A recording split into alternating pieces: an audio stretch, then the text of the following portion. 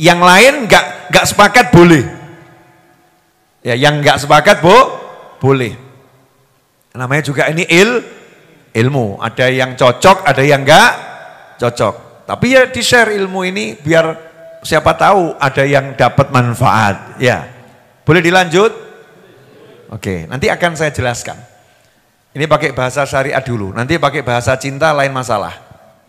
Bismillahirrahmanirrahim. Kita yakin orang ini insya Allah orang soleh. Orang ini insya Allah orang yang punya kedudukan di sisi Allah Subhanahu wa ta'ala. Allah akan kasih sesuai cara pandang kita. Sampai di sini jelas? Nah, sekarang saya mau ngasih yang lebih lagi, boleh? Tapi ini tolong jangan di-share ya. Walaupun live streaming. Ya, sudah terlanjur di-share ya. Kenapa saya ngomong begini?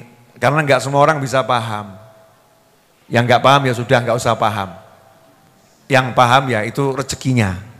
Yang paham rezekinya. Saya mau nanya.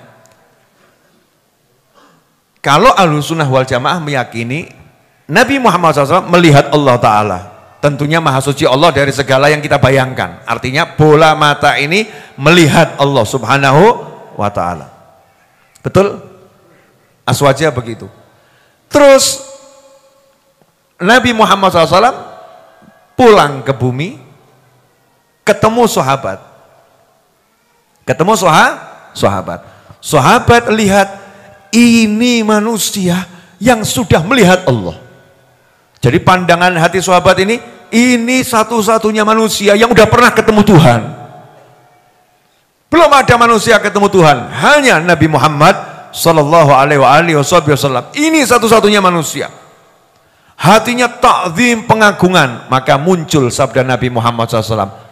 Tuba, surga buat orang yang pernah melihat aku.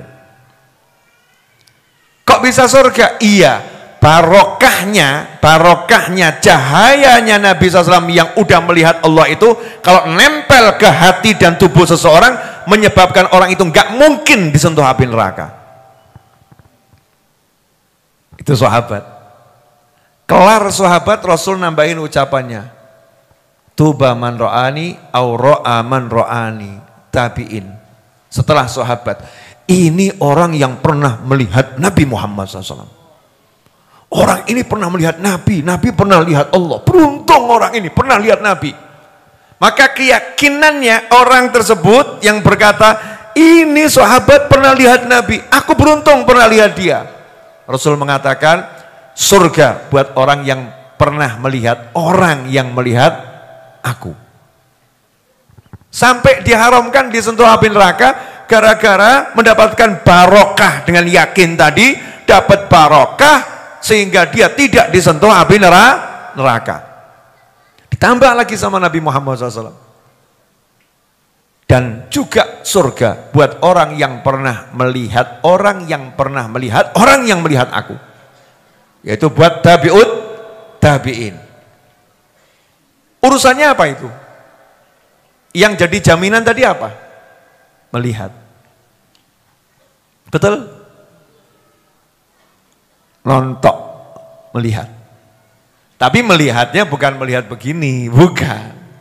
Hatinya yakin, hatinya percaya, hatinya ta'zim, hatinya cinta, hatinya paham.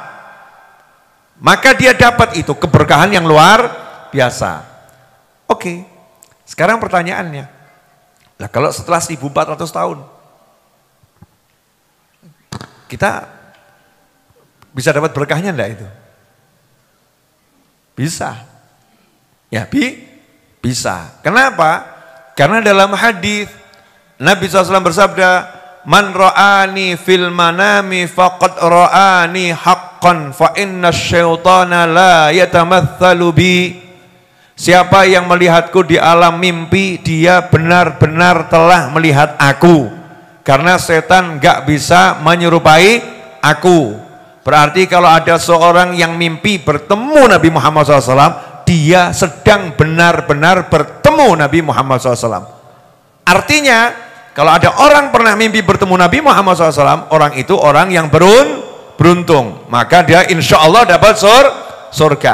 Kalau kita melihat orang yang pernah mimpi bertemu Nabi Muhammad SAW, berarti kita sedang melihat orang yang pernah melihat Nabi Muhammad SAW. Untung atau enggak untung? Untung. Maaf ya, ini ajarannya Ahlus Sunnah wal Jamaah, Nahdlatul Ulama, habaib, kiai, alawiyin, ya seperti ini. Yang lain nggak sepakat boleh. Ya, yang nggak sepakat boleh. Namanya juga ini ilmu. Ada yang cocok, ada yang nggak cocok. Tapi ya di share ilmu ini biar siapa tahu ada yang dapat manfaat. Ya, boleh dilanjut? Oke, nanti akan saya jelaskan. Ini pakai bahasa syariat dulu. Nanti pakai bahasa cinta lain masalah. Baru nyambung biasanya. Kemudian ada jalur yang lain lebih tinggi lagi, bukan mimpi. Rasul bersabda SAW, man ro'ani fil manam fasayaroni yaqadhatan. Kama qala SAW. Siapa yang pernah melihatku di alam mimpi, fasayaroni yaqadhatan, maka dia akan melihatku dalam keadaan jaga.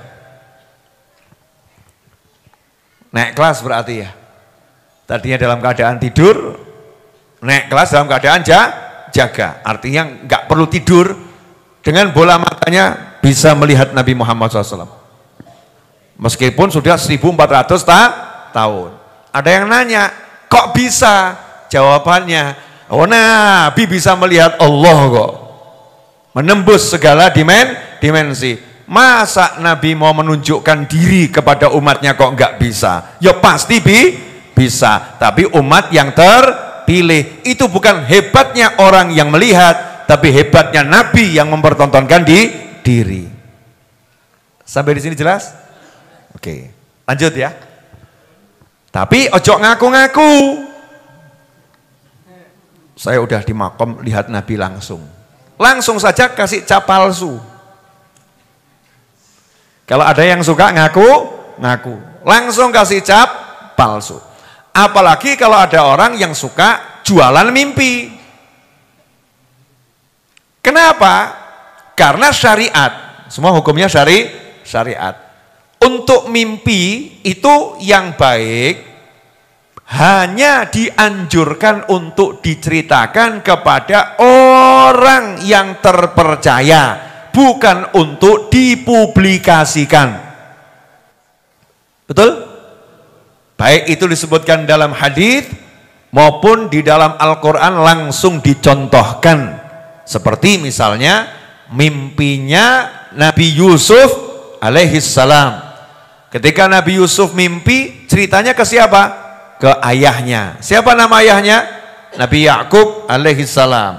Apa ucapan Nabi Yakub? Jangan ceritakan mimpi ini kepada saudara-saudaramu. Mimpi yang baik loh. Padahal mimpinya bagus. Hanya cerita kepada sang ayah. Makanya kalau ada orang suka ngumbar cerita mimpi-mimpinya, itu menurut ilmu syariat melanggar apa yang diajarkan Nabi Muhammad SAW. Kecuali dia menceritakan sama orang kepercayaannya saja, muridnya saja, 1, 2, 3, lingkarannya saja. Ya, yang di circle-nya kalau bahasa anak muda sekarang ya. Lingkarannya saja. Untuk apa? Nambah sayang, nambah cinta, semakin mantap dalam persahabatan, dalam pertemanan, maka itu tidak jadi masalah. Tapi kemudian kalau di-share, bahkan dibuat episodenya di YouTube, episode mimpi ke-1, episode mimpi ke-2, episode mimpi ke-3. Menurut ilmu syariat ini tidak pas, ya tidak pas. Kemudian kalau mimpinya itu jelek, kalau mimpinya jelek, tidak boleh diceritakan. Gak boleh diceritakan. Lupakan saja. Bye-bye. Gak usah gagas mimpi yang jelek. Karena itulah para wali, orang-orang yang soleh dari satu generasi ke generasi berikutnya, itu tidak suka menceritakan mimpi. Makanya biasanya mimpinya baru diketahui setelah wafatnya, lewat murid-muridnya. Dari murid-muridnya cerita, ini dulu guru saya pernah mimpi begini, pernah mimpi begini. Dari murid-muridnya, dan itu setelah wafatnya.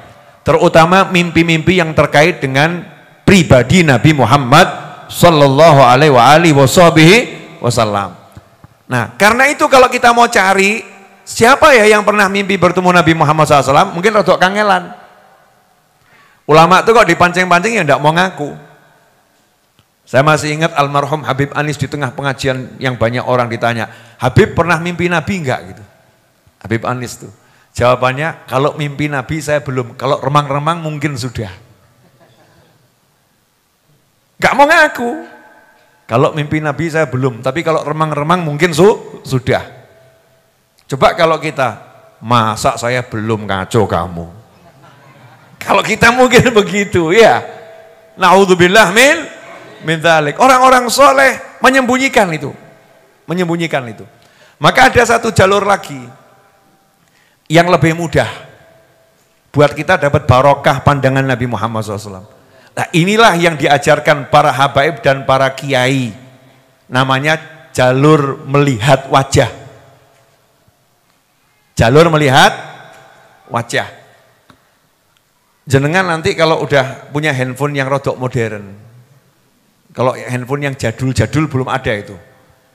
Android atau iPhone yang modern itu ada namanya pengenalan wajah. Jadi dengan modal wajah dikenal handphone, itu handphonenya bisa membukakan diri. PN aku.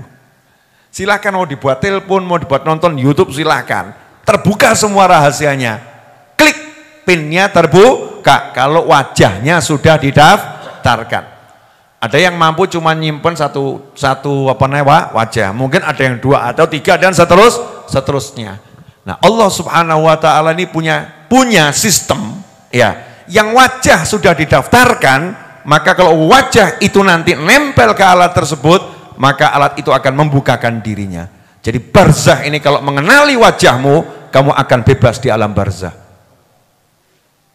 Paham? Itu saya kasih contoh boleh? Itu ya nggak enak sih, tidak apa ya. Face member, tahu face member? Jadi orang nggak punya kartu member, tapi wajahnya dikenal. Itu kalau datang majelis, nggak usah nyari tempat, diberi tempat. Contohnya Syekh Nabil, ini face member nih. Nggak usah punya anggota majelis, wajahnya masuk kemanapun orang paham. Tempatnya nggak boleh di belakang, ke depan gitu. Saya, apalagi. Duduk di belakang disuruh pindah gitu ya, karena face member, wajahnya sudah dikenal. Faham? Jadi mendaftarkan wajah ini penting enggak? Biar dikenal, penting enggak? Itulah yang diajarkan para kiai dan habaib dari satu generasi ke generasi berikutnya. Anaknya, cucunya, keluarganya diajak ngadep Pak Yai. Ditanya ini, kenapa kok ngadep Pak Yai? Pak Yai ini berguru pada Pak Yai itu, Pak Yai itu berguru pada Pak Yai itu, Pak Yai itu berguru pada Pak Yai itu, terus berguru pada Ali bin Abi Thalib. Ali bin Abi Thalib itu kepanggih Kanjeng Nabi Muhammad SAW. Jadi kalau kamu nyawang Pak Yai, sama dengan nyawang Kanjeng Nabi Muhammad SAW. Potong kompas gitu ya, del, nyawang Kanjeng Nabi Muhammad SAW. Orang dulu ngajarinya begitu. Ya, orang dulu ngajarinya seperti itu. Ada yang simple, yang sederhana, misalnya, boleh saya potong kompas sedikit. Jadi wali-wali yang besar, seperti Syekh Abdul Qadir Al-Jilani radhiyallahu ta'ala anhu, Al-Habib Ali bin Muhammad bin Husain Al-Habsyi radhiyallahu ta'ala anhu, pengarang Maulid Simtud Durar, itu kan ada karomah-karomahnya yang diceritakan setelah beliau wafat. Semasa hidupnya disimpan, ketika wafat diceritakan oleh muridnya.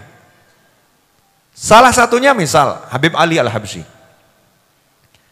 Ini ya, moga-moga manfaat, insyaallah. Habib Ali Al-Habsyi Shahibul Maulid Simtud Durar yang haulnya insyaallah salah satu yang terbesar di Indonesia. Salah satu yang terbesar di Indonesia. Yang mirip-mirip sama besarnya, unda-undi besarnya, itu hallnya Abah Guru Sekumpul. Yang mirip-mirip. Enak cerita enggak ini? Yakin? Kok tegang semua kenapa wajahnya? Penasaran? Habib Ali Al-Habsyi itu dalam riwayat disebutkan umur 19 tahun kurang lebih ketika ziarah Nabi Muhammad SAW melihat langsung Rasulullah SAW. Dan ini percaya boleh, enggak percaya boleh. Namanya juga bab karomah. Umur 19 tahun. Nah, Habib Ali ini punya anak namanya Abdullah, namanya Muhammad, namanya Ahmad, namanya Alwi, namanya Khadijah. Anak. Keempat anak laki-lakinya semua pernah ke Indonesia. Dan 2 wafat di Indonesia dan wafat di kota Solo. Wes, bejone apa Solo? Oh, sabar, nanti dulu. Enggak tunjuk.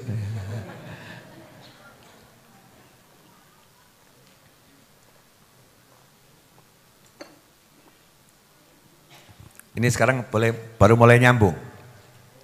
Baru ya, mulai nyambung ya. Habib Ali Al-Habsyi punya ayah namanya Habib Muhammad bin Husain. Habib Muhammad bin Husain punya anak namanya Habib Ali. Habib Muhammad bin Husain juga punya anak namanya Habib Husain. Habib Husain ini kakaknya Habib Ali. Hidupnya dulu belajar bareng bersama ayahnya. Habib Husain itu salah satu gurunya Mbah Hashim dan Mbah Yai Khalil Al-Bangkalani. Dan berapa banyak kiai-kiai Indonesia dulu berguru kepada Habib Husain. Saya pengen paham sih. Kalau tidak gini nanti enggak paham. Berarti Mbah Hashim Asy'ari rahimahullah, Yai Khalil Al-Bangkali rahimahullah pernah melihat Habib Husain, betul? Mau berguru, baca kitab tiap hari selama 6 tahun loh. Bukan lagi melihat ya. Pernah melihat Habib Husain. Habib Husain itu bergaul dengan Habib Ali, bergaul dengan ayahnya. Singkat cerita, Mbah Hashim dari itu saja, belum pribadi beliau sendiri, dari situ saja pandangan bola mata Mbah Hashim dan Yai Khalil Al-Bangkalani rahimahullah, keduanya telah melihat orang yang pernah melihat Nabi Muhammad SAW. Clear? Jadi kalau berkahnya satu abad NU kok seperti itu ya pantes itu ya. Lanjut dikit. Lah bejonya Habib Ali ini anaknya 2, yang satu Habib Ahmad dimakamkan di pemakaman Tipes. Adiknya yang paling kecil namanya Alwi, Habib Alwi, makamnya di Masjid Riyadh, dan beliau adalah ayahnya Habib Anis.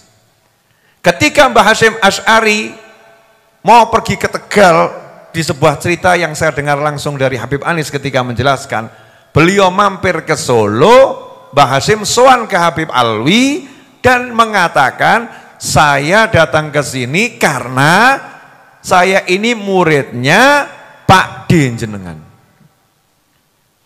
Ya, saya ini muridnya Pak D jenengan, muridnya Habib Husain. Pengen nyambung silaturahim. Berarti Mbah Hashim double.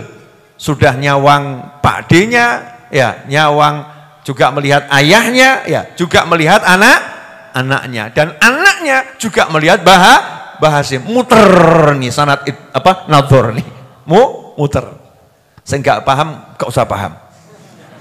Saya dari awal udah bilang loh ya, yang nggak paham nggak usah paham. Nah, Habib Alwi alhamdulillah punya anak banyak. Salah satu yang masyhur dan dikenal namanya Habib Anis. Ya, namanya Habib Anis. Habib Anis tinggal di Solo, bergaul dengan masyarakat luas. Salah satunya saya.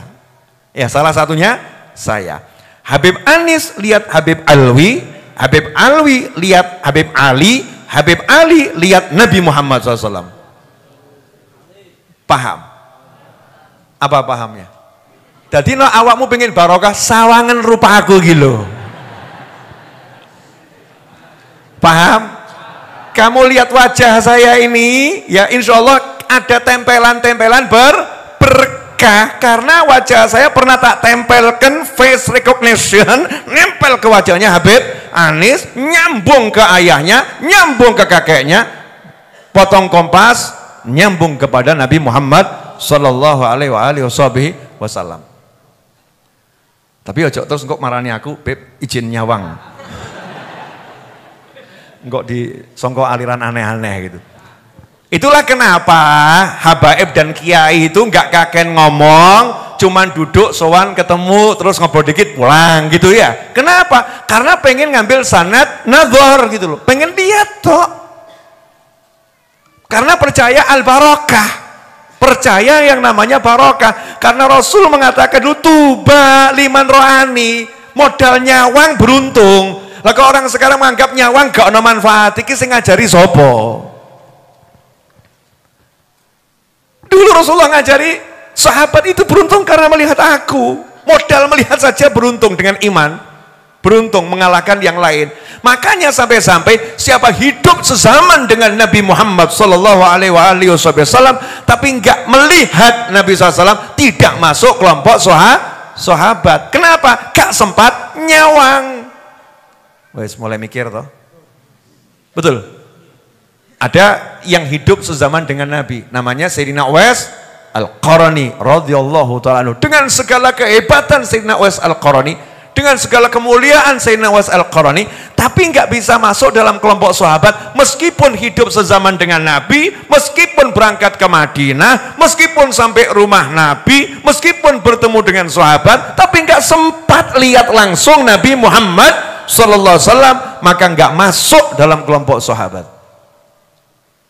Berarti melihat ini penting atau nggak penting? Penting. Ya, melihat ini penting. Maka diajarkan tuh sama ulama.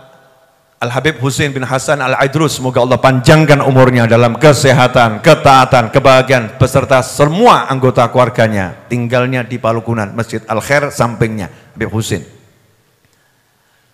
Pernah cerita sama saya, Novel, saya dulu waktu kecil disuruh abah saya kalau malam Jumat ke Masjid Riyadh itu disuruh hanya melihat wajahnya Habib Alwi. Disuruh melihat di antara bola mata kanan dan di kiri, di tengahnya ini ada apa? Suruh nyari di sini, ada apa tuh di pelipisnya sini, ada apa itu? Tiap malam Jumat saya cari, gak ketemu. Saya tanya lagi sama abah saya, ditanya abah saya, udah ketemu belum? Belum, enggak ada apa-apa. Oh, belum bisa kamu, belum dapat itu. Itu bertahun-tahun. Sampai akhirnya, ya, abah saya ngomong, sengaja saya ngomong seperti itu biar pandanganmu enggak lihat yang lain, hanya melihat Habib Alwi. Karena Habib Alwi melihat Habib Ali dan Habib Ali melihat Nabi Muhammad SAW. Paham ya? Orang dulu tuh dididik anaknya begitu. Akhirnya ya anaknya jadi Habib Husain Al-Aidrus. Jadi anaknya barokah sampai sekarang anak putunya kan begitu. Kenapa? Sirrun nazar, rahasia melihat. Lah yang model begini sekarang nggak dipraktekkan. Kadang pamer akeh sholat, pamer akeh zikir, pamer akeh sodako, tapi gak tahu ketemu wali. Jadi jalan sendiri. Itu yang nggak ketemu Nabi jadi sahabat nggak? Enggak. Sehebat apapun kamu hidup di zaman Nabi Muhammad SAW, zikirmu sehebat apapun, kalau enggak melihat Nabi Muhammad SAW, enggak masuk dalam kelompok sahabat. Makanya jangan sombong. Karena itu kita disuruh silaturahim, cari orang-orang yang soleh. Siapa tahu dengan sekali pandang pangkat kita naik. Paham enggak? Moga-moga enggak paham. Ini kalau tidak dibegini kan tidak mudeng-mudeng soalnya. Ulangi ya. Ada satu orang hidup sezaman dengan Nabi Muhammad SAW, oke? Ada 10 orang ya, yang satu ini nggak pernah lihat Nabi Muhammad SAW, hidup sezaman, meninggal sebagai Muslim, tapi nggak pernah bertemu dan nggak pernah melihat Nabi Muhammad SAW. Yang 9 hidup sebagai Muslim, sezaman dengan Nabi, meninggal sebagai Muslim, dan yang 9 ini bertemu dengan Nabi Muhammad SAW. Saya mau nanya, Pangkatnya sama atau beda? Pangkatnya sama atau beda? Hidupnya sezaman, ibadah sama-sama ibadah di zamannya zaman Nabi. Cuman gara-gara gak kepanggih, gak ketemu. Pangkatnya beda atau sama? Beda. Berarti kalau ketemu naikkan pangkat atau tidak? Makanya kalau kamu hidup di zaman ini gak ketemu wali, pangkatmu gak munggah-munggah. Kok gak paham-paham? Ustaz, aku gak butuh bib. Ya Ustaz, sementing aku tak sholat, pangkatku munggah. Wong sejelas hidup sezaman sama Nabi aja nggak ketemu Nabi, nggak naik pangkat kok ya. Apalagi zaman sekarang. Mau kamu andalkan hanya ibadahmu tanpa mau mengenal hamba-hamba Allah yang soleh, yang Nabi sodorkan di hadapan Allah Ta'ala. Assalamu alayna wa ala ibadillahi sholihin. Rasulullah pun minta kita mengenal hamba-hamba Allah yang soleh ini disampaikan di hadapan Allah Subhanahu wa Ta'ala. Sampai di sini jelas? Alhamdulillah. Pun nate angsal kados mekaten penjelasan rodok ruwet ini sudah pernah dengar? Belum ya? Belum yang sampai sangar ini belum ya? Biasanya rodok halus-halus gitu kan? Ini kan rodok tegas gitu. Makanya ulama-ulama itu kalau ada tamu-tamu ulama, murid-muridnya dikumpulkan, betul? Dipanggil keluarganya, dipanggil ini. Hanya apa? Sawangen, lihat. Ini mungkin ulama yang datang ini pernah ketemu wali. Sehingga kamu dengan melihat dia, kamu akan dapat barokah. Contoh, ada paceklik yang luar biasa. Ada paceklik yang luar biasa. Itu orang-orang soleh, dongonya luar biasa. Sholat minta hujan, nangis dongo, tambah panas. Lewat satu orang, lihat orang ini dongo nangis kok gak udan-udan tambah panas, gak ikut sholat dia angkat tangan, ya Allah, berkat kedua bola mataku ini tolong turunkan hujan. Langsung mendung, langsung udan. Kabeh yo mengu, sapa iki? Sakti. Ditanya toh ya, kamu siapa? Pede mendongomu, berkat dua bola mata ini turunkan hujan. Awake dhewe maca ndonga zikir macam-macam gak udan-udan kok. Dongomu pendek singkat berkat bola mata loh. Bukan bijalalillah, bi'azamatillah, biqudratillah, bihaulillah, enggak itu. Ini yang lain doanya dengan asma Allah macam-macam, hujannya enggak turun-turun. Ini penting disampaikan biar paham cara jalan ke Allah Subhanahu wa Ta'ala, karena Allah punya hamba-hamba yang soleh, Allah punya nabi, punya rasul, punya wali yang umat disuruh mengikuti dan disuruh menghormati dan disuruh mengagungkan, bukan jalan sendiri. Lanjut nopo cekap? Alhamdulillah. Jangan di-share ya. Ini Habib Novel jarang ngomong setajam silet ini. Tajam ini soalnya ngomongin. Karena sekarang ada orang yang sok pede sama ibadahnya terus nggak mau cari hamba-hamba Allah yang soleh, seakan-akan dia sudah cukup jadi orang soleh. Tak soleh dewe aku. Masya Allah, nggak perlu orang soleh yang lain. Ngeri atau nggak ngeri itu? Ngeri. Sampai di mana tadi? Cerita kumolo. Saya kalau ngomong tuh kadang ngerti mandek, berarti nggak untuk ngomong meneh gitu.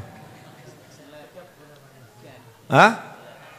Hujan tadi ya, hujan tadi.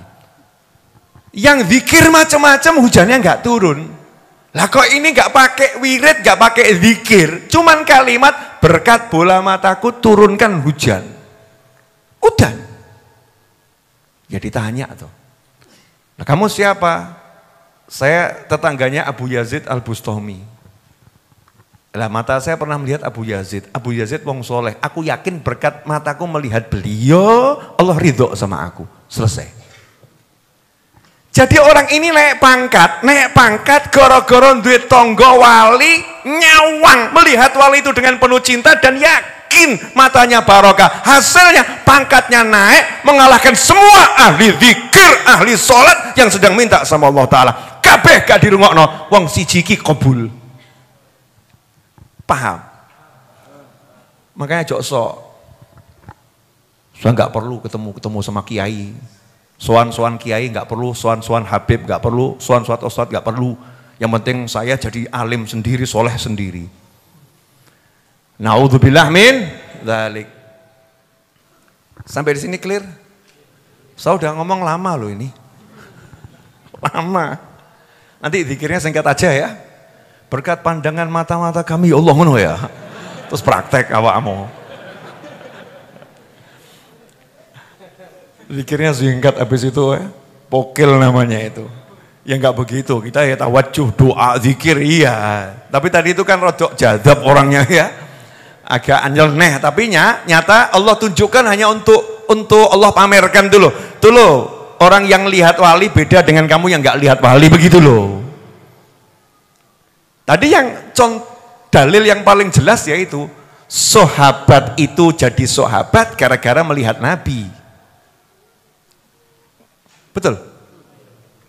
Yang enggak lihat Nabi, amalannya mengalahkan semua sahabat, enggak mungkin jadi sahabat. Enggak jadi sahabat, sehebat apapun pangkatnya di bawah sahabat. Betul? Berarti yang membuat sahabat ini pangkatnya tinggi gara-gara sholatnya, gara-gara zikirnya, gara-gara jihadnya, gara-gara sodakohnya, atau gara-gara ketemu Nabi Muhammad SAW. Gara-gara ketemu Nabi Muhammad SAW. Dengar. Paham enggak? Kan tinggal dicari pembanding toh ya. Jadi kalau ada orang hidup bersama Nabi di zamannya, sholatnya mengalahkan semua sholatnya sahabat, hafalan Al-Qurannya mengalahkan hafalan Quran semua sahabat, jihadnya mengalahkan jihadnya semua sahabat, zikirnya mengalahkan zikirnya semua sahabat, tapi nggak pernah ketemu Nabi Muhammad SAW. Apakah pangkatnya bisa lebih tinggi atau sama dengan sahabat? Nggak bisa. Jadi sahabat itu jadi mulia bukan gara-gara sholatnya hebat, puasanya hebat, zikirnya hebat, bukan. Lakin nadharuhum ilan Nabi Muhammad SAW. Karena beliau melihat Nabi Muhammad sallallahu alaihi wasallam. Lah itu diambil sampai sekarang. Makanya orang yang melihat orang-orang soleh itu tidak bisa dikalahkan dengan orang-orang yang tidak mau melihat orang soleh. Karena itu tombo ati ya ono 5 perkara ya wong kang soleh kumpulono ngaji, zikir, poso, gak tahu kumpul wong soleh kadang-kadang tambah loro atine. Wah aku paling akeh ngajine tambah loro to ya. Wah aku yang paling top posone tambah loro. Ketemu orang soleh dijebles-jebles no. Ketemu orang soleh dibuka itu penyakit-penyakit hatinya, diajari biar lurus. Ketemu orang soleh langsung paham aku elek. Clear? Apa yang clear? Pandangan mata. Boleh lanjut? Nah itu tadi makanya ada para ulama, para kiai yang pernah berguru dengan orang-orang soleh, mandang beliau itu luar biasa. Lah khusus untuk dzurriyyah, anak cucu Nabi Muhammad SAW, bejo ki gak bisa mbok urus, bejo kok. Ada orang lahir wajahnya ganteng seperti saya, namanya apa? Bejo. Betul ya? Bisa pesan wajah ganteng seperti saya? Bisa, hasilnya yang nggak bisa. Pesanan bisa. Saya kan alhamdulillah ganteng toh. Apalagi malam hari ini, masya Allah, untukku anyar. Gigi saya baru ini. Saya ke dokter gigi di Jogja di klinik Khalifah itu ya. Itu masya Allah. Saya minta tolong dikerjakan gigi saya sekali duduk selesai bisa enggak? Siap Bib. Ternyata 5,5 jam saudara-saudara. Kenapa? Untukku bobrok gitu ya. 5,5 jam itu saya mangap. Ya. Mangap 5,5 jam. Yang saya heran kok dokternya kuat itu ya. Dokternya luar biasa. Masya Allah, subhanallah. 20 gigi ditambal. 3 dicabut akarnya. 1 ditambal PSA apa pokoknya. Selesai dalam 5,5 jam. Saiki aku wani mesem. gak ketokan welek gitu ya. Lah mau pesen wajah begini kan susah. Kenapa? Itu namanya karunia Allah. Ada yang dikasih wajah kulitnya putih, ada yang dikasih wajah kulitnya hitam, ada yang sawo matang, ada yang badannya keker, ada yang kurus, ada yang sempurna, ada yang kurang sempurna. Itu namanya fadlullah, karunianya Allah. Ono sing lahir sugih, ono gak? Ono. Lahir sugih.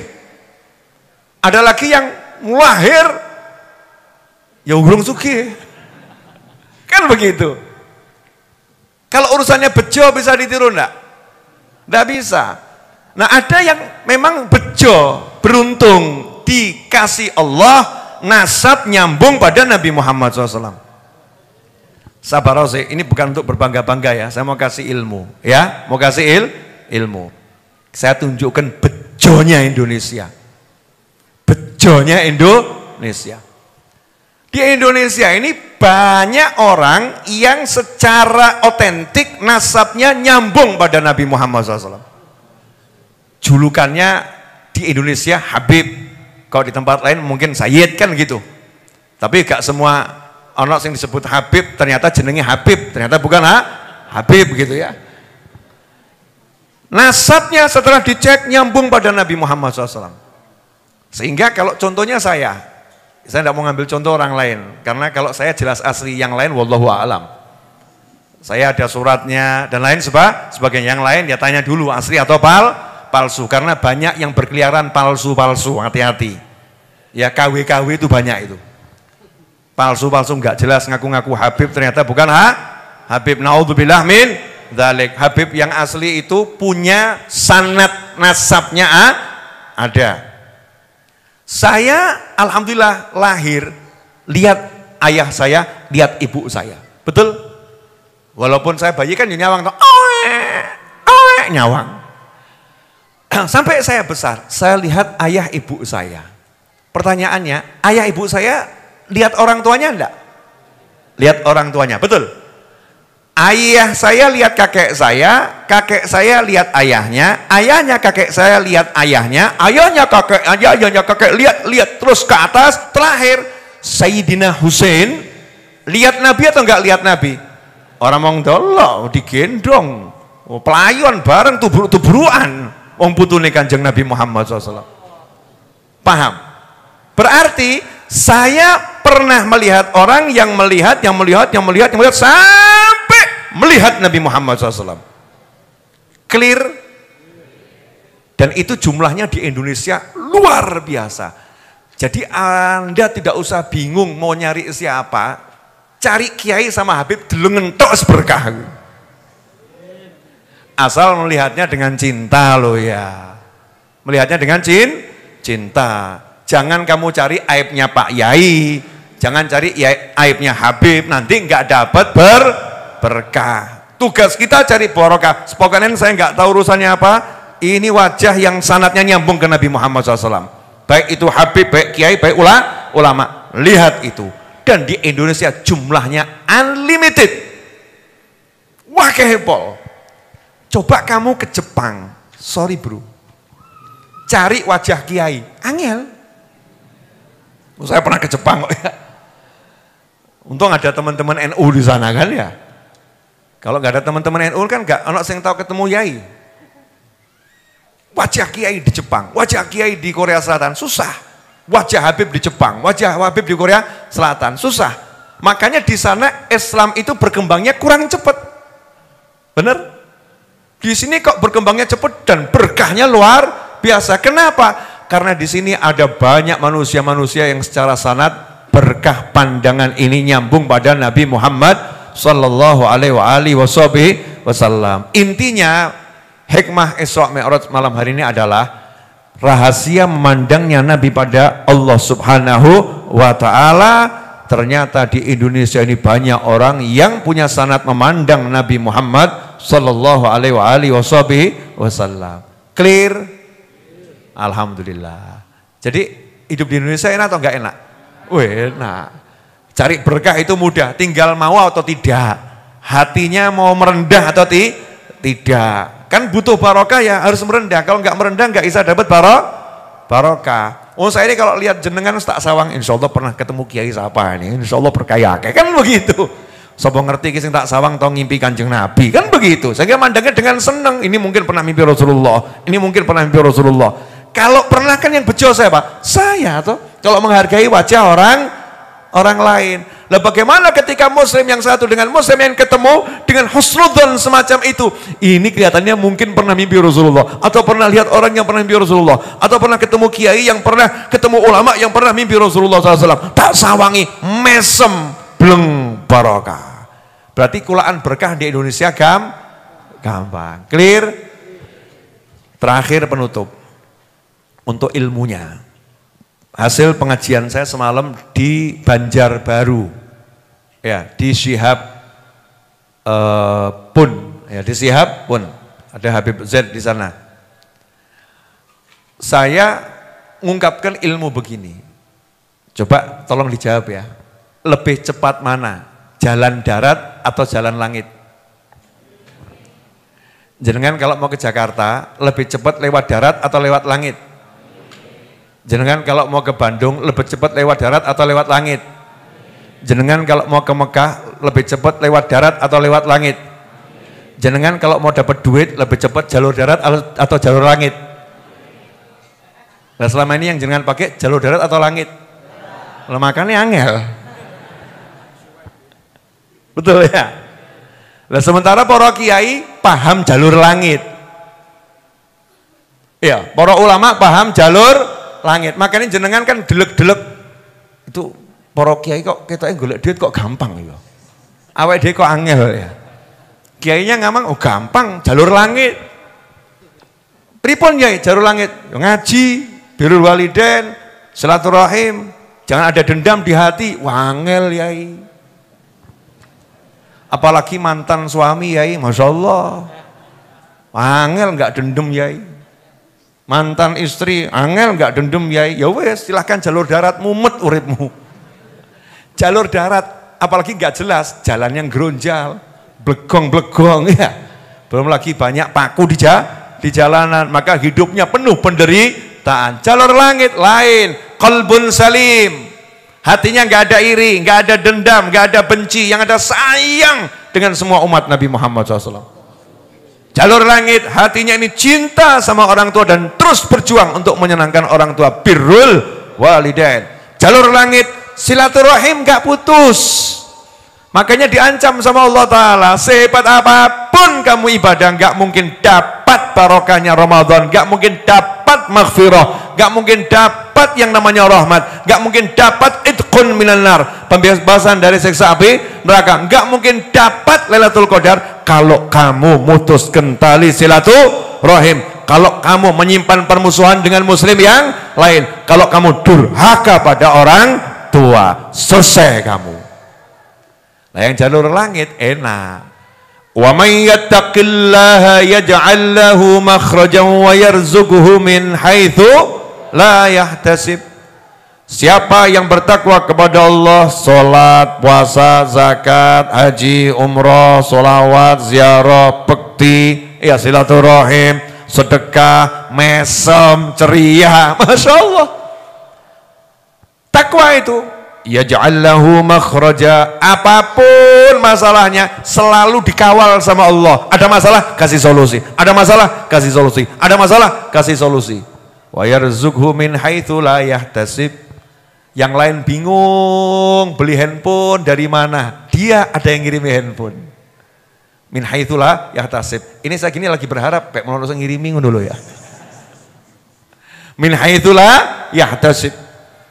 Dia bingung mau beli motor, tiba-tiba dapat hadiah motor. Min haitsu la yahtasib. Kenapa? Karena dia tahu jalur langit. Dia kerja. Para ulama itu bukan nggak kerja. Habib Anis punya toko, betul. Guru Zaini Martapura punya toko itu sampai sekarang itu. Az-Zahra atau apa itu ya. Toko, ini contoh toko.